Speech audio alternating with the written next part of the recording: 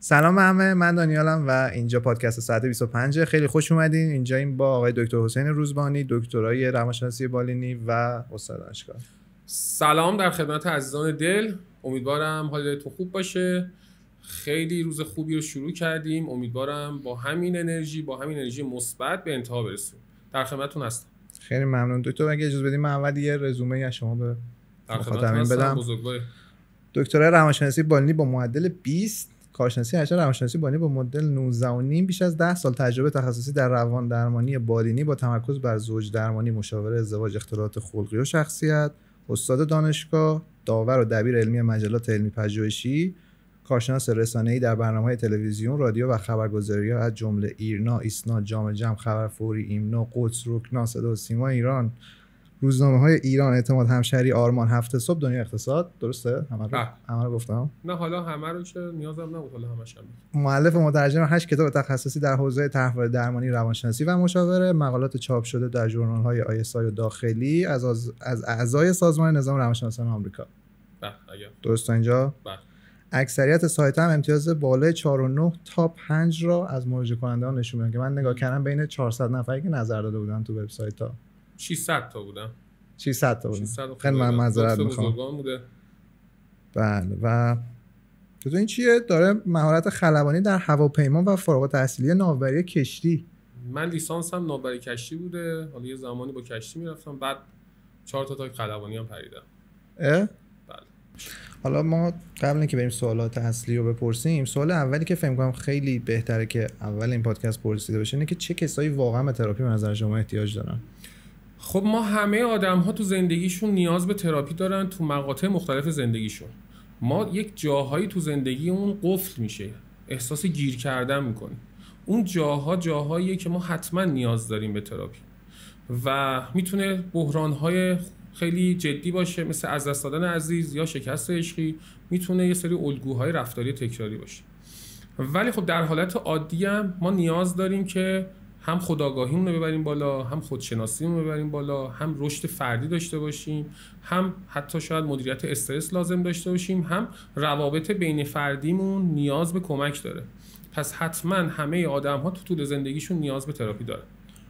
آیا تو این که میگین حتما همه آدم‌ها به تراپی نیاز دارن، حالا این درسته؟ یعنی 100% همه آدم‌ها به تراپی نیاز دارن، ولی قبول ندارین اینکه تو شرایطی که الان هستیم توش، توی جامعه و حالا شرایط جوی جامعه، چه سوالی که توشیم، چه شرایط محیطی، کلن این سلامت روان انگار یه کاله لاکچری دیگه داره محسوب میشه. حالا جدا از مثلا هزینه‌های تراپی اصلا بذاریم کنار، انگار مثلا سلامت روان داشتن و مثلا خودآگاهی دیگه یه کالای لاکچری محسوب میشه تو جو الان.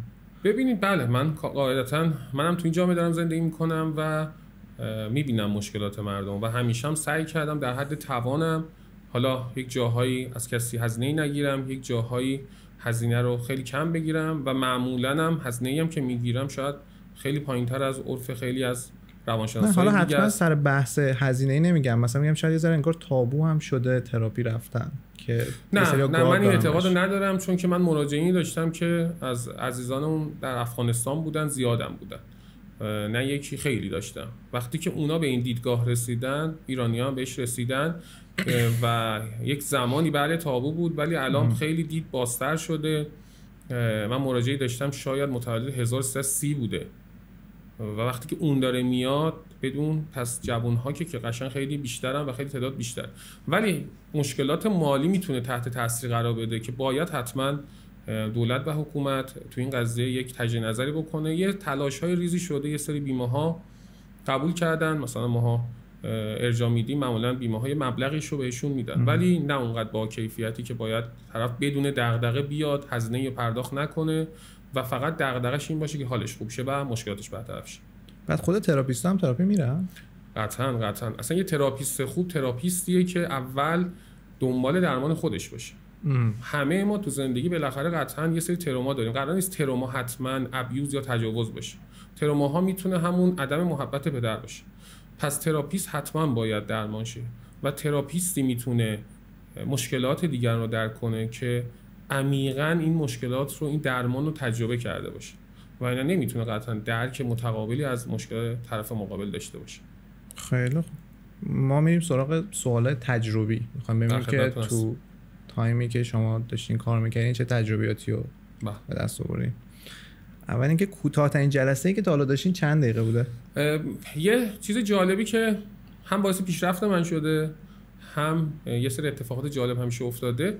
ما یک حسین روزبانی داریم که دو پزشک و متخصص ریه است و خیلی جالبه. یه سری مراجعین من میرن مطب ایشون، یه سری مراجعین میان مطب بنده و بوده واسه دو طرف هم اتفاق افتاده که اومده نشسته بعد درباره ریه‌اش داشته صحبت می‌کرده. بعد من گفتم مثلا دکتر روانشناسی حالا اونی که مثلا برای روانشناسی اومده بوده، برای تراپی اومده بوده، واقعا چی واسه روانشناسی اومده بوده معمولاً تایماشون دیگه مینیمم 20 دقیقه بوده.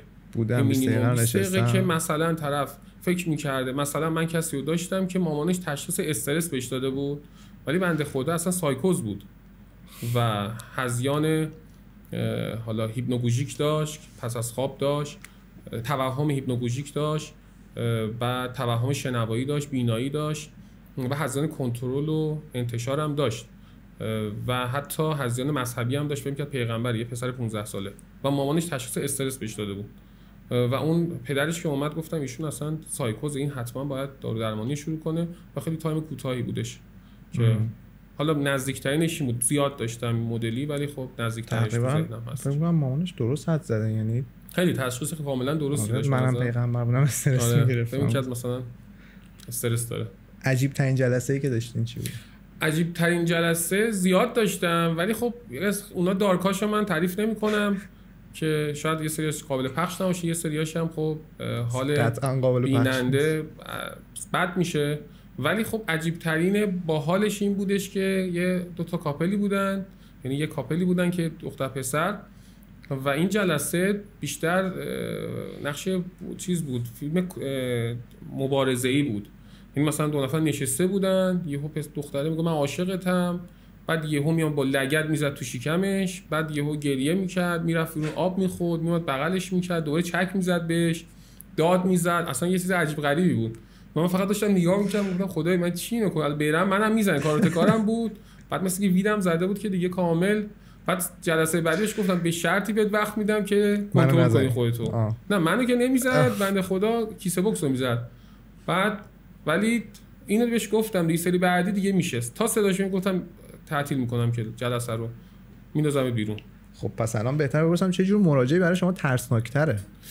مراجعه‌ای که ترسناکه اگر بخوایم به صورت کلی نگاه کنیم، یعنی به صورت خیلی ظاهری نگاه کنیم، معمولا سایکوپت‌ها یا ضد اجتماعی حالا سوسیوپت و سایکوپت ترسناک‌تر میتونن باشن. مثلا من کسی رو داشتم قاتل وحید مرادی تو زندان بوده، از اینجا تا اینجا یه رود نیلی باز کرده بود و حالا مشکلش واسه اون نبوده، مشکلش واسه این بودش که به پارتنرش میگفت وقتی که میری تو مهمونی بعد دیوار رو نگاه کنی یا مثلا 11 شب بعد گوشتو خاموش کنی. اینا میتونن در ظاهر ترسناک باشن ولی تو عمقش که بریم اونایی هستن که میان ولی دنبال تغییر خودشون نیستن، دنبال این که خودشون ثابت کنن من مشکل ندارم. به نظر من اینا از همه ترسناک‌ترن. حالا که اشاره کردیم منم دیدم خیلی ها هستن که صرفاً براشون جالبه که مثلا این فرایند تراپی و کلا دونستنشون براشون جالبه، مثلا واقعا دنبال تغییر نیستن. تا حالا از مراجعتون چیزی یاد گرفتین که مسیر خودتون رو تغییر بده؟ یه جمله یکی از مراجعینم گفت که من اتفاقاً فکر کنم دیشبم بودش که من تو توییتش کردم، میگفت ما علت این که سکوت میکنیم به خاطر اینکه تو زندگی شنیده نشدیم و جمله خیلی عمیق و سنگینیه. خیلی از کسایی که مشکل دارن و آسیب میبینن چون پدر مادرهایی نداشتن که بدون قضاوت بشنون حرفاشون، بتونن احساساتشون رو بیان کنن، خواسته‌هاشون رو بیان کنن، باعث شده که لال بشن، اصطلاحاً موتیس بشن یا لالی انتخابی داشته باشن و همه چی بریزن تو خودشون و همین باعث شده که در آینده زندگیشون تحت شعاع قرار بده. خیلی مهمه که خانواده‌ها شنونده‌های بدون قضاوت باشن، دنبال سرزنش کردن نباشن. درست. سخت‌ترین جمله‌ای که مجبور شدین به مراجعه بگین؟ سخت‌ترین جمله‌ای که خیلی دردناک زیاد دارم ولی معمولا سکوت کردم. پدرها و مادرهایی که آسیب‌های جدی به فرزندانشون زدن، از دختر 3 ساله‌ای که تو حموم داشته خفه می‌شده از طریق پدرش، تا کتک خوردن دختری که از طریق مادرش 5 سالگی بوده که بعد یخ می‌ذاشته کبودیاش برطرف بشه که پدرش نفهمه، تا ابیوز یا تجاوز پدر و مادر نسبت به دختر که اینا فقط حرف زدنه. بعد چجوری شما خودتون رو از فشارهای این داستان رو جدا میکنین به عنوان یه تراپیست؟ یعنی چجوری خودتون اثر نمیذاره؟ ببین قطعا اثر میذاره. من مراجعی داشتم که هر سیزن از زندگیشو که تعریف میکرد میگفتم این دیگه مرحله آخرشه دیگه، یعنی این دیگه بدتر از این نمیتونه باشه، و بعد دوباره یه چیز دیگه میگفت میده از اون بدتره. بعد گفتم مگه میشه اصلا این فیلم‌های اره معمولا این چیزا رو می‌بینیم؟ اینو خیلی فکر کنم میتونن ریلیت کنن که آره تو واقعیت و خیلی دردناک بود و واقعا دردناک بود. من تا حالا اینقدر تحت تاثیر منقلب نشده بودم، ولی اون روزم روز بدی بود. ولی سعی میکنم معمولا حالا همون انرژی مثبت رو که میگید و سعی میکنم حالا از طریق ورزش، از طریق طبیعت‌گردی، کودک درونم خیلی فعاله، با از رده‌های سنی مختلف ارتباط دارم و همیشه سعی میکنم اونجوری تخلیه‌اش کنم، ولی خب تاثیر قطعا میذاره. عالی. نه عالی که تاثیر میذاره که خوب نیست. بله. رایج‌ترین دروغی که مراجعه بهتون میگن توی مطلب معمولا چیه؟ هیچ مشکلی ندارم. چیزی نبود واسم. اوکیه، باشه اوکیه. مثلا طرف ابیوز شده باشه میگم اوکیه. من نمیدونم چیش اوکیه. یا مثلا من حالا عادیه واسه من بیاد، مثلا عادیه بابای زده زیر گوشی تو 4 سالگی میگه عادیه. معمولا اینا به خاطر بازداری هیجانیشونه، به خاطر اینه، ولی من میدونم درونشون چیه. این بیشتره من اذیت میکنه و کار من سخت‌تر میکنه که من بتونم از این حالت خارجش کنم، از بازداری خارجشون کنم که وقتی که خارج میشن دیگه گریه‌های فراوانی میکنن و اشکشون جاری میشه. حالا اونایی که این مسئله رو داشتن و اتفاق افتاده بیشتر میتونن درک کنن. بعد سخت‌ترین اختلال برای کار کردن چیه؟ سخت‌ترین اختلال یکیش خودشیفته است. ماشاءالله نارسیسا که نامبر وانن، کار خیلی سخته. یعنی میان که بگن تو هم نمیدونی، من بلدم. و خیلی بد آدم‌های صبوریش و خیلی قلق دارن. حالا قلقشون یکی این که ایگنورشون کنی، نادیدهشون بگیری، یا مثبتشو بگی بعد یه انتقاد ازش کنی. قلقاشون اینجوریه. قلقشون نگین حالا. ما دیگه جواب نمیده. نه جواب میده. بدونن جواب میده. اونایی که من اینو بیشتر گفتم واسه اون بیننده هایی که میخوان با خودشیفته ها در ارتباطن تا اون خودشیفته ها که خودشون قبول ندارن خودشیفته. بعد دیگه سخت ترینا مرزیام، شخصیت مرزیام، بوردن لاین هم کیسای سختی ان، چون نیاز به درمان طولانی مدت دارن و چون که بی‌ثباتی دارن وسط کار درمان ول میکنن. این یکم کار سخت میکنه. همین دو تا به نظرم این دو تاست. اسکیزوفرنی هم که بنده خدا خیلی اذیت میشن. درسته که اسکیزوفرنی همیشه آخرش به خودکشی میرسه؟ یعنی هیچ نه اصلا چنین چیزی نیست. اسکیزوفرنی دو تا تیپ اسکیزوفرنی، کلی مدل های مختلف اسکیزوفرنی داریم. اسکیزوفرنی فرم داریم، اسکیزو افکتیو داریم و هزار چیز دیگه. خود اسکیزوفرنی هم دو تا تیپ داره. تیپ هات داره و مزمن داره. یهویی با دارو درمانی اوکی میشه، استیبل میشه، و تیپ مزمنش تا آخر عمرش باید دارو مصرف کنه، زندگیش یکم مثل افسرده هاست. اینجوری نیستش که خودکشی کنن. ولی 1/4 خودکشی دنیا دو قطبیان. اینو میتونم تایید کنم، ولی اسکیزوفرنیا اونقدر دو قطبی‌ها بیشتره. یعنی بله دو قطبی‌ها بیشتره. بله. خب تا اونجایی که شما ریویوهایی که تو وبسایت‌ها دیدم ازتون خیلی بیشتر در مورد زوج درمانیه. مثلا سوال در مورد روابط میخوام بپرسم ازتون ببینیم که شما چی میگی. بیشترین مشکلی که زوجا براش میان تراپی اول همه چی هستن؟ بیشترین مشکلی که زوجا میان تراپی، خب اولا مشکل اصلیشون اینه که اینا مهارت گفتگو عمیق رو ندارن اصلا با هم دیگه. یعنی نمیدونن چجوری باید با هم صحبت کنن. من زوجها میان حرفایی که باید به هم دیگه بزنن یا با هم دیگه داخل خونه صحبت کنن نمیزنن، میمونه تو خودشون. بعد یه اتفاق ریزی میفته، به صورت تکانشی ایمپالسیو رفتار میکنن و بهشون دعوا میشه و حالا میگن بیایم دنبال تراپی. یا میذارن دقیقه 90 انقدر مشکلاتشون رو هم میاد دیگه به انتها که میرسه تازه یادشون میفته خب یکی بعد به معجزه کنه واسهشون تو 45 دقیقه که امکان پذیر نیستش. و معمولا تو این هیت هاست. حالا بخوام چیز کنم خیلی گسترده میشه ولی معمولا تو این هیت هاست. بعد خب چالش‌های رابطه‌های امروزی چیه بیشتر؟ چالش‌های رابطه‌های امروزی معمولا حالا چیزهایی که هست، یکی تو انتخاب‌هاشون معمولا مشکل دارن. چه پسر چه دختر انتخاب‌های اشتباه تا این معیارهای اشتباه دارن. اولا که خودآگاهی ندارن اصلا چی میخوان از زندگی، از رابطه چی میخوان، که نمیدونن دقیقاً چی میخوان. دوما فقط بر اساس فضای مجازی یه سری آیتم ها رو واسه خودشون مشخص کردن. مثلا یه پسری رو میخوام که همه چیز تکمیل باشه. خب نمیشه تو 25 سالگی تو 30 سالگی ماشین داشته باشه، خونه داشته باشه، مثلا خونه 300 متری داشته باشه. خب نمیشه، اصلا امکان پذیر نیستش. یا پسره مثلا انتظار داره مثلا دختری پیدا کنم که همه چی تموم باشه، اخلاقش خوب باشه، پدرش هم پولدار باشه. من خیلی کیسا اینجوری داشتم که مثلا دختر رفته با پسر پولدار، بعدن چقدر نگاه بالا به پایین داشته، اون پسر خیانت کرده، گفته من دختره از خونه 90 متری آوردمش 250 متر. یا بالعکس پسری رو داشتم که از نظر مالی خیلی ضعیف بودن، رفته دختر کارخونه‌دار گرفته و دختره حتی حاضر نبوده روابط زناشویی باش داشته باشه، از سمتش نمیرفته و نگاه بالا به پایین داشته. تهش آسیب اینایی که این مدلی میرن وارد رابطه میشن. پس چالش‌های رابطه امروزی بیشتر انتخابه. تو انتخاب اصلش بیس انتخابه، نمیدونن، فقط میگن باشه یه چیزی.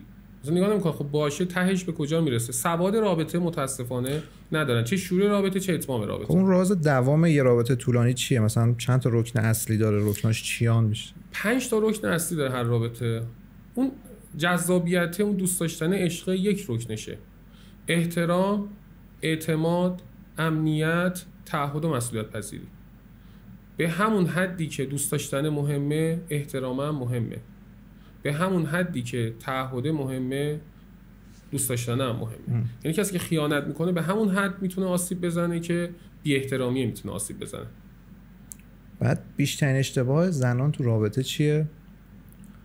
بیشترین اشتباه زنان تو رابطه، یکی این که خب معمولا اینایی که خیلی احساساتیان معمولا ایثارگری خیلی افراطی دارن و صدش واسه طرف مقابل خودش رو فراموش میکنه تو رابطه، یا نقش مادر رو تو رابطه بازی میکنه. این مدلی من زیاد دارم.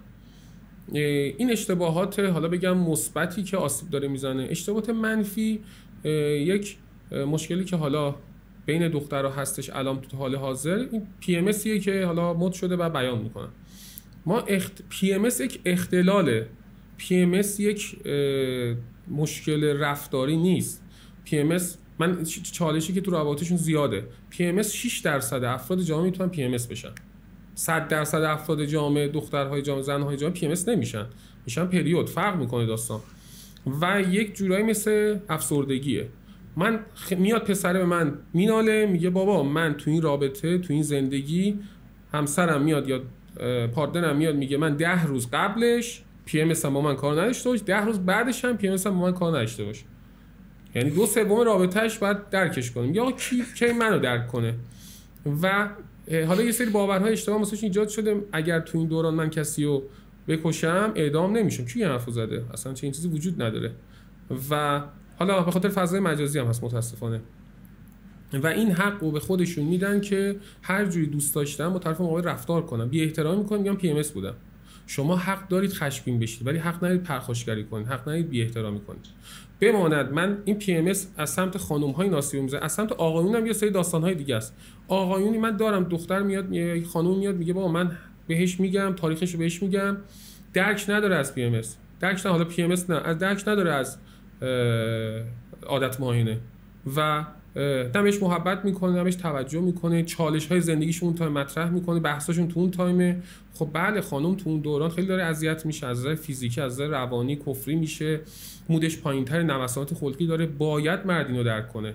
اگر درک نکنه میشه این بحثایی که داره اتفاق میفته. یعنی این PMS باعث شده هم دخترها یه سری خواسته‌های خلاف واقع داشته، هم پسرها یه سری عدم درک و عدم همراهی مناسب داشته باشن که تو روابط خیلی تاثیرگذار بوده. بعد بیشترین اشتباه مردا حالا چیه تو رابطه؟ مردا متاسفانه چیزی که ما تو بچگی بهمون گفتن، پسر نباید گریه کنه. نباید گریه کنه. اشتباهی که اصلا وجود داره. اتفاقا سلامت آدمی که سلامت روان داره میتونه گریه کنه. قرار نیستش که بیش از حد گریه کنه. گریه یه جایی که ناراحت شد، یه جایی که خوشحال شد، میتونه اشک بریزه، هیچ ایرادی نداره. جلو پارتنرش اصلا ایراد نداره، جلو پارتنر نه، جلو پارتنر غیر پارتنر نداره. این آدم این سالمه، از نظر سلامت روان سالمه. بله مردها باید تکیه‌گاه باشن. چرا؟ زنها ذاتاً آفریده شدن که سرشون تکیه بدن رو سینه مرد. بله یک آدم قدرتمند باید باشه، ولی قوی بودن به معنی بی احساس بودن نیست. به معنی نیستش که ابراز احساسات نکنه. چالشی که دارن آقایون معمولا آسیبی که میزنن ابراز احساسشون ضعیفه. میگه من دارم واسات کار میکنم، همون دوست داشتن دیگه. بابا خانم ها دوست دارن شنیده بشن، دوست دارن توجه بهشون بشه، دوست دارن به صورت کلامی بهشون حرف بزنه. حالا درسته تو زحمت میکشی ولی همه چی اون زحمته نیستش که. اینم معمولا مشکلی که آقایون دارن. بعد نقش کودکی ما تو شکل‌گیری الگوهای روابط بزرگسالی به چه صورته؟ یعنی اون بچگی که گذروندیم چقدر رو ببین سبک دلبستگی ما، حالا دلبستگی ایمن یا ناایمن، در دوران کودکی شکل میگیره و خب اتفاقاتی در دوران کودکی میفته خیلی میتونه در بزرگسالی آسیبزا باشه. از بی‌مسئولیتی پسرها که وقتی که مادر تو دوران کودکی بهش مسئولیت نمیده، استقلالش نمیذاره شکل بگیره، تا مشکل در تصمیم گیریشون، تا مشکلات محرومیت هیجانی یا رهاشدگی که میتونن دخترها داشته باشن به خاطر اون وابستگیشون یا به خاطر عدم وجود مادره یا عدم وجود توجه یا اون حمایته، خیلی میتونه تو روابط در آینده تاثیرگذار باشه. اینو سبک مقابله ایمون هم از همون شمایی میاد که از بچگی ترواره شکل میگیره، تو بچگی شکل میگیره، زیر 15 16 سالگی شکل میگیره، از نوزادی شروع میشه تا 15 سالگی.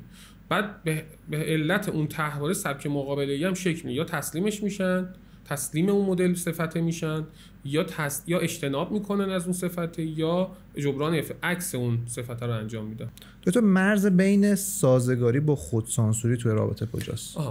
ببینید اگر ما تو رابطه خود واقعیمون نباشیم، سعی کنیم اون هویت اصلی خودمون رو پنهان کنیم، سعی کنیم اون چیزی باشیم که طرف مقابلمون دوست داره، دیگه سازگاری بهش نمیگن، بهش میگن خودسانسوری. خودمون داریم سانسور میکنیم که یک جای قطعاً پشیمون میشیم و یک جای میبریم، خسته میشیم. یعنی قطعاً خسته میشیم. بعد چرا بعضیا بعد جدایی، یعنی یه سری هستن که تا جدا میشن سریع وارد یه رابطه جدید میشن؟ خب یه سری افراد نمیتوان اون درد جدایی نمیتونن تحمل کنن و دوست دارن سریع وارد رابطه بشن، یا اون خلأ عاطفی رو سریع میخوان پر کنن. یه سری از افرادم خب به خاطر اون رهاشدگی که دارن همش باید یک فردی باشه، چون توجه جبران شه، چون اون رها بشه داغون میشه، سریع یکی رو جایگزین میکنن که اون خلأ رو بتونن پر کنن که خیلی هم آسیب میزنه. چون تو هیجانات بالا، چه خشم، چه عشق، چه ناراحتی، چه ترس، شما آدم‌هایی هستید که 1/3 عقلتون کار میکنه. پس شما یک تصمیم اشتباه میگیرید تو اون دوران که هنوز رابطه تموم نشده یا تموم شده، اصطلاحاً اکس تو نکس میکنید و این خیلی میتونه آسیب بزنه به رابطه. بعد سکوت تو رابطه همیشه چیز بدیه؟ نه، سکوت یک جاهایی میتونه خیلی مثبت باشه، خیلی میتونه تاثیرگذار باشه. سکوت مزمن آسیب میزنه، رابطه رو میتونه نابود کنه و حتی میتونه شاید دچار افسردگی کنه فرد. ولی سکوت مقطعی آگاهانه که باشه میتونه باعث آرامش باشه، میتونه باعث ریکاوری فرد باشه. همین مثلا وقتی یک رابطه تموم شد میتونه یک دورانی رو سکوت داشته باشه و به خودش وقت بده، فرصت بده تا بتونه خودش رو ریکاوری کنه، خودش رو پیدا کنه و به اون حالت استیبل برسه. بعد حالا یک انتخاب صحیح یا درستی داشته باشه و بدون حالا نقاط ضعفش رو پیدا کنه، نقاط قوتش رو پیدا کنه و بتونه به یک خودآگاهی یا رشد فردی برسه. درسته. بعد چه نشونهایی اصلا توی رابطه عاطفی میتونه زنگ خطر باشه؟ یعنی مثلا این نشونه‌ها رو ببینیم که آقا رابطه مثلا داره دیگه زنگ خطر میتونه مثلا تو رابطه وقتی میبینیم طرف بی‌تفاوته بهش، دیگه مثل قبل اون توجه رو نمیکنه، یا احساس میکنیم یه سری رفتارهاش سمت و سوی خیانت داره میره، تو رابطه طرفو داره تحقیر میکنه، سرزنش میکنه، اینا خیلی میتونه اثرات منفی بذاره. یا اون تعهد دیگه تو رابطه نیست، اینا خیلی میتونه اثرات سو و منفی تو رابطه بذاره. یا اون اصطلاح حالا طلاق عاطفی یا اون احساساتی که دیگه سرد شده، این خیلی میتونه زنگ خطر باشه که رابطت به مشکل خورده، رابطت رو باید حتما یه بازسازی بکنی. حالا آیا اعتماد کامل اصلا مبحث درستیه تو رابطه؟ نه، اعتماد کامل که اصلا یک اشتباهه. ببین من عزیزانی دارم که میان طرف مقابلشون خیانت کرده و فکر میکنن 100% اون مقصره. خیانت هیچ دفاعی نداره. من اینو با ضرس قاطع میگم، اونایی که خیانت میکنن هیچ دلیلی نداره که شما خیانت کنید. هر دلیلی هم که میتونید باز خودتون قانع کن که از وجدان کمتری داشته باشید، به نظر من چرت محضه. خب من با ضرس قاطع هم اینو میگم که دارم این سری افرادی که خیانت میکنن و باز خودشون دلیل دارن میارن. ولی اون کسی که قربانیه میتونه یه سری جاها کمکاری کرده باشه. کمکاری قرار نیستش که آدم ایراد داشته باشه. کمکاری همین اعتماد بیش از حد است. چرا؟ انسان‌ها حتما خطا دارن. ما در شرایط آزمایشگاهی یک فردی رو بخوایم مورد پژوهش قرار بدیم 5% خطای آلفا داره. حالا در شرایط غیر آزمایشی که قطعاً بالای 20% میشه. پس ما نمیتونیم اعتماد کامل به طرف مقابل داشته باشیم. بله، اعتماد یک انتخاب آگاهانه ولی با پذیرش ریسک. یعنی ما باید حواسمون هم در کنارش باشه که اعتماد میکنیم یه ریز هم زیر نظر داشته باشیم، نه اینکه کلنم خیلی زیر نظرش داشته باشیم، خیلی چکش کنیم، گوشیشو چک کنیم که اصلا اشتباهه. اینکه موبایل همدیگه رو چک میکنید باغ یا بیل بزنید یک کرمی در میاد.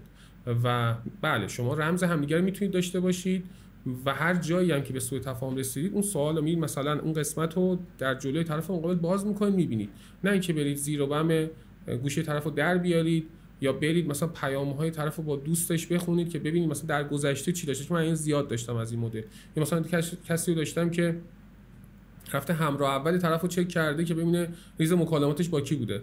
خب این فایده نداره که تهش بخواید به چی برسید. تهش آرامش خودتون از دست میدید. پارانویا این تا یه میزانی درسته. حالا یه سری افراد میگن نه ما زرنگی مونه. خب ولی بله یه سری ویژگی‌های پارانویاست. یا یه سری از افراد اون گیر دادنشون رو میذارن رو حساب دوست داشتنشون، یا همین دیدگاه‌های بدبینانه‌شون میذارن که من دوستت دارم، حساسم، رو میخوامت، عاشقتم. نه، عشق این نیست. عشق میشه حمایت، عشق میشه کیر کردن طرف، ساپورتیو بودن هم مالی نیست. ساپورتیو بودن یعنی که طرف مریض میشه حواسو داشته باشی، یه جایی نیاز به کمک داره حواسو داشته باشی، یه جایی دلش پره باش همدردی کنی، همدلی کنی. این میشه ساپورتیو بودن. عشق این معنی رو نداره. درسته. بعد این پارانویا یه چیزیه که درونیه یا مثلا ممکنه تو طول رابطه شکل بگیره این پارانویا؟ پارانویا دلایل مختلفی داره. یه دونه که میتونه وراثت باشه. یه دلیلش میتونه وراثت باشه. بله. میتونه وراثت از پدر بشه. یه دلیلش میتونه رها شدگی که دوران بچگی داشته. یعنی مادره به صورت کیفی حضور نداشت یا بی‌ثبات بوده، یا اگرم حضور داشته خیلی حضور داشته که وابسته شد. یا اینکه نقص و شرم داره. یعنی خیلی مقایسه شده، خیلی تحقیر شده، خیلی با دیگران به صورت مقایسه‌ای دیده شده و حالا نکات مثبتش دیده نشده که نقص و شرم داره. یا یه سری سوء استفاده ها ازش شده به صورت رفتاری، جنسی، هیجانی یا هر چیز دیگه. کتک خورده، فحش خورده، تجاوز شده بهش و اینا میتونه علتاش باشه. و اینکه تداومش اینه که بعداً هم خیانت ببینه، یا مثلا پدر به مادر خیانت کرد یا مادر به پدر خیانت کرده، اینم ریشه‌های کودکیشه. یعنی که تحول رها شدگی هم پارانویا داره. جالب بود. بله یکی از چیزهای اصلیشه. چرا بعضی از آدم‌ها هیچ وقت نمیتونن متعهد باشن؟ متعهد نبودن خب یکیش ترس از صمیمیته. فرد فرار میکنه از صمیمیت که بخواد با یکی صمیمی بشه. یکیش میتونه به علت اون سبک زندگی که بزرگ شده و تعهد توش هیچ معنی نداره. یعنی تو خانواده بله مثلا پدر دیده به مادر تعهد نداشته، مادر به پدر تعهد نداشته. یکیشون هم میتونه این باشه که ترس از این یک افرادی که رها شدگی دارن ترس از این دارن چون طرد نشن همیشه یک زاپاس دیگر رو میذارن، یک کیس دیگه هستش که اگه اون رها کرد یکی دیگه باشه. و این خیلی اشتباهه به نظر من. همیشه یکی رو در کنار اون قضیه نگه می‌دارن و اضافه کاری دارن. حالا اصطلاح کوچه بازاریش بخوام حساب کنیم. درست. ما بریم سراغ سوالات فردی چون یه ذره وقتی چند تا سوالات فردی هم بپرسیم که کمک باشه براشون. تروماها درمان میشن؟ یعنی میرسه به مرحله درمان یا اینکه نه صرفا باید مدیریتشون کرد، ازشون آگاهی داشت؟ ما نه ترومایی نداریم که کلا درمان بشه. بله یه سری تروماهایی که حالا سطح تروماش پایین‌تره خیلی میتونه بهتر بشه، خیلی میتونه کاهش پیدا کنه، مخصوصا اون هیجاناتی که پشتش هست، اون احساسات منفی که پشتش هست. ولی کلا بیشتر مدیریت میشن و اون بار هیجانیش کاهش پیدا میکنه که فرد دیگه بتونه راحت باهاش کنار بیاد. اینکه کلا از حافظه‌اش پاک بشه نه، چنین چیزی اصلا وجود نداره. بعد به نظر شما این برچسب زدن روی مراجع کار درستیه که اکثر تراپیست‌ها انجام میدن؟ به هیچ وجه لیبل زدن، برچسب زدن چه افراد به هم دیگه، یعنی زن و شوهر به هم دیگه که خودش آسیب زاد، مثلا بگیم طرف عصبیه، پارانوید، بد اخلاقه، اون اشتباهه. خودمون رو خودمون چی؟ خودمون رو خودمونم که خود سرزنشگری حساب میشه، بازم اونم ایراده. و تراپیست که دیگه به عنوان کسی که وظیفه‌ش اینه اصلا نیازی نیست لیبل بشه. من معمولا مراجعینی که میان میگم من بین یه سری چیزا شک دارم ولی بهت نمیگم، میذارم حالت خوب شه بعد بهت میگم. حالا یه سریاشو خیلی اصرار میکنن بهشم میگم، معمولا بهشون میگم که چیز خاصی هم نیست، مثلا یه افسردگی ریزی داری، یه مثلا استرابی داری که راحت قابل درمانه، یا مثلا یک ADHD، یا مثلا یک، معمولا اینجوری میگم باره، چون اون فردی که میاد پیش شما از ناچاریش داره میاد، از سختی که داره میکشه و شما نباید انرژی منفی بهش بدید که وای تو الان مثلا مرزی و تو الان 1 سال نیاز به درمان داری. روحیه‌اش نابود میشه. 1 سال من چه سرطان دارم، من 1 سال نیاز به درمان دارم. اصلا یه چیزی که من شنیدم، نمیدونم حالا درسته یا نه، شما باید تاییدش کنین، اینی که اگر روی یه مراجعه برچسب بزنی باعث میشه که فرصت درمان رو انگار از اون مراجع بگیری، چون اون طرف مثلا دیگه به خودش میگه خب مثلا این برچسب رو مثلا من فلان مدلم دیگه، مثلا پارانویا دارم دیگه، و خودشو توجیه کنه و اصلا دنبال پروسه درمان نیفته. درسته این؟ ببین خیلی میتونه که روحیه‌شون از دست میدن. مثلا من داشتم مثلا طرف میگه من رفتم یه جایی بهم گفته تو مرزی 2 قطبی استراب داری، ADHD داری، بعد 1 سال بیا یه پکیج هم بگیری. طرف دیگه اصلا نابود میشه روحیش. خب خیلی از اینا اعتماد نفسشون پایین، عزت نفسی پایینی دارن. وقتی شما چه این حرفی بهشون میزنید خود سرزنشگری بیشتر میشه و باعث میشه که اصلا ادامه ندن درمانو. میگه من چقدر میخواد طول بگیره، چقدر پس وضع من خرابه. ولی معمولا من همیشه هم سعی این بوده که بهشون گفتم نه، اگرم خیلی اصرار داشتن که بدونن، گفتم مثلا یه حد ضعیفه، درمان میشه، خیلی زودم درمان میشه. معمولا خیلی هم جواب گرفتم این مدل روش. درسته. اجتنابیه، پس اجتنابی سبک مقابله است. اجتنابی سبک مقابله، برچسب کوپینگه.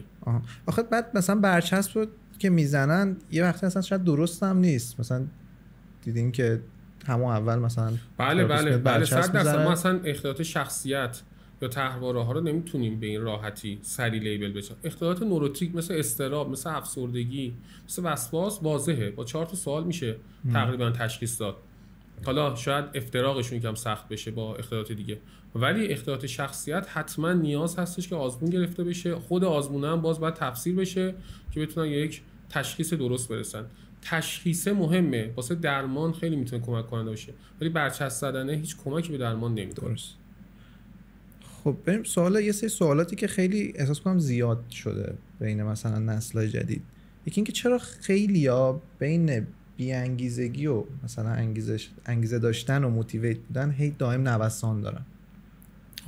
ببینید دلیل اصلی کسایی که بین انگیزه و حالا اصطلاحاً بگم بی‌حالی و بی‌انگیزگی در نوسان هستن اینه که این افراد اولا یه هدف مشخص اسمارت ندارن تو زندگیشون. هدف مشخص چیه؟ یعنی یک هدفی که آقا من مثلا میام پولدار میخوام بشم. پولدار هدف مشخصی نیست. 1 میلیارد، 10 میلیارد، 1000 میلیارد مشخص باید باشه. من مثلا تا مثلا 10 میلیارد تعریف من از پولداریه. زمان نداره تا کی؟ 2 سال بعد، 1 سال بعد، 10 سال بعد. هدفاشون واقع بینانه نیست. مثلا میگه من 1 سال آینده زعفرانی یه پنت هاوس بگیرم. واقع بینانه نیستش. با نقاط ضعف و قوتشون هم نمیخونه.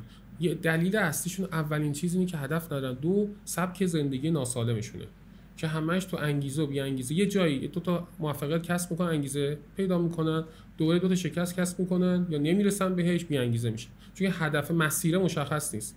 خب این که ما یه مسیر تا این حد مشخص برای خودمون بذاریم بدتر باعث میشه که استرابشو بگیریم یا خب ببین اگر بخوام به نتیجه فکر کنیم، بله آره فرآیند رو باید فکر کنیم. نه هدف رو مشخص میکنیم 3 سال آینده، ولی شما میای هدف کوتاه مدت، فوری، کوتاه مدت و میان مدت مشخص کنید. دسترس پذیره، نزدیکه. درست. بعد چرا خیلی‌ها به خودشناسی علاقه دارن ولی واقعا تغییری نمیکنن بعد این خودشناسی؟ هیچ. ببین ذات آدم‌ها، روان آدم‌ها دنبال اون وضعیتی که قبلا حسش کرده و دوست داره به اون حالت برگرده. تغییر به این راحتی نیست. اولا که 50% شخصیت آدم‌ها وراثتشه. اصلا تغییر پذیر نیستش که اصلا بخواد تغییر بده.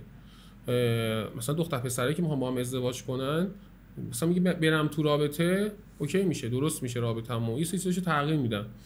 یا من دختر پسری داشتم که هر وقت بحثشون میشد پسره گوشی رو قطع میکرد و خاموش میکرد. بعد بهش گفتم خب الان میخوای ازدواج کنی مشکلت حل میشه، یعنی مشکل واسه چالش نیست. گفت نه دیگه ما دیگه پیش همیم، دیگه موبایلی وجود نداره. درو میبنده دیگه. آره. گفتم خب تو دیگه اینجا خود رو میبندی میری بیرون. یعنی چه این چیزی هستش. و یا کسایی داشتن مثلا با استایل طرف مشکل داشته، با پوششش مشکل داشته، با سیگار کشیدنش و بهشون گفتم اینا تغییر پذیر نیست.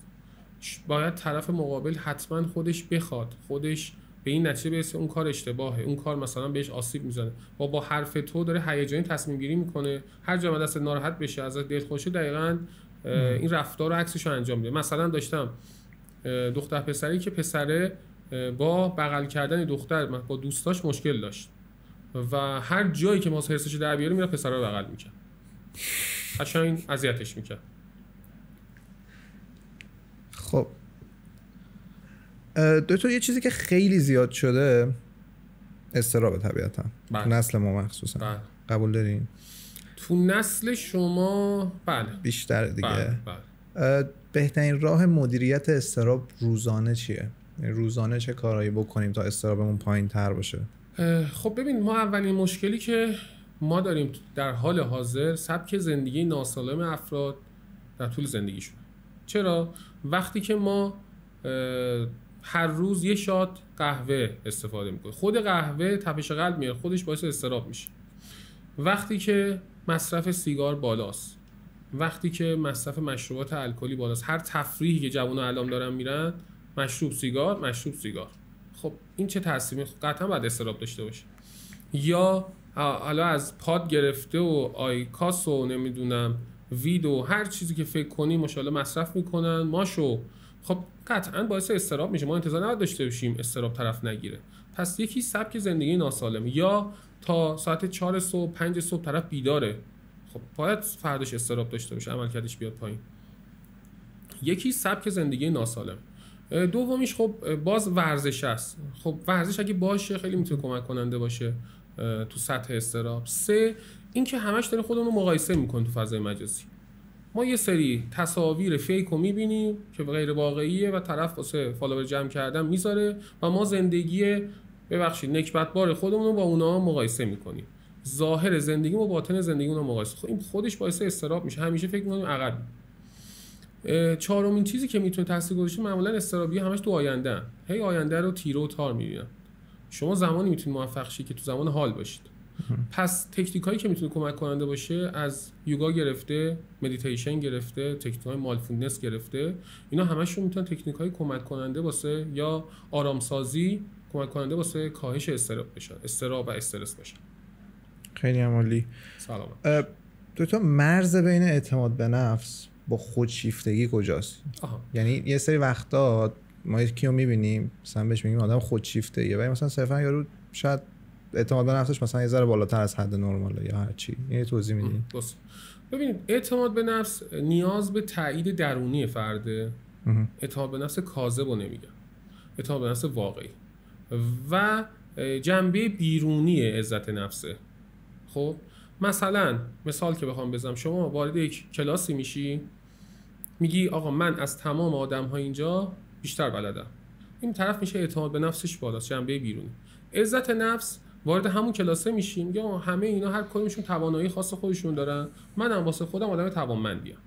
خب خودشیفته چیه؟ خودشیفته اینا معمولا عزت نفسای پایینی دارن، یعنی عزت نفسشون پایینه، بس فقط دنبال اینن که یه سری رفتارها رو انجام بدن که تایید بیرونی بگیرن، حالا از تحکمشون، کنترلگریشون، منم کردنشون و اینکه حالا یا نمایش هایی که از خودشون نشون میدن میخوان تایید بیرونی بگیرن. درست. تو چرا بعضی وقتا وقتی همه چی خوبه آدم ناخودآگاه احساس میکنه که یه جای کار میلنگه، یه چیزی اشتباهه یا منتظر یه وقوع اتفاق بده چون خیلی مدتی خوب بوده؟ ببین ما استریم بدیم افکت عاطفه، یه چیزی داریم بدیم مود خلق. ما ظاهر افراد داریم میبینیم که این طرف خیلی داره میخنده خوشحاله، بعد ببینیم فرداش خودکشی کرد، میگیم این که حالش خیلی خوب بود که، چون ما داریم افکتش رو ظاهره رو میبینیم، بر اساس اونم قضاوت میکنیم. ما وقتی که زندگیمون رو داریم میبینیم که همه چی خوبه از ظاهر ولی یه چیزی کمه، یعنی ما یه سری بحران‌های موجودی داریم، بحران‌های درونی داریم، 1 2 تروماهای حل نشده داریم که فرستادیمش تو ناخودآگاهمون، تو ناهوشیارمون و یک جاهایی میاد بالا خودش نشون میده دوباره میره پایین، ولی هی سرکوبش میکنه، ولی با ما همیشه هست. واسه همین همیشه درون حال خوبی نداریم. درسته. فرق بین واقع بینی و منفی نگری کجاست؟ چیزی که خیلی مهمه، اول برنامه‌ام حالا شما گفتید خیلی آدم مثبت نگری هستید، حتما باید آدم‌ها واقع بین باشن. واقع بینی تناقض نداره با مثبت نگری. شما یه تعادلی بین مثبت نگری و منفی نگری باید حتما برقرار کنید.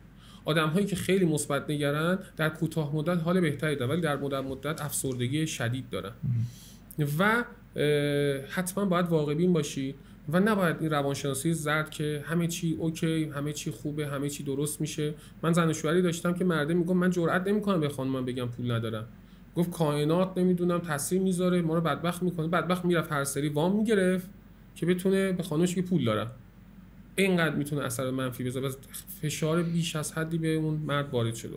پس حتما باید واقع بین باشیم ولی واقع بینی توش حتما مثبت نگری هستش. درست. تو سوال ما تموم شد، فقط یه سوال آخر که بعد جواب بدین. یه توصیه روانشناسی که دوست دارین همه بشنونش.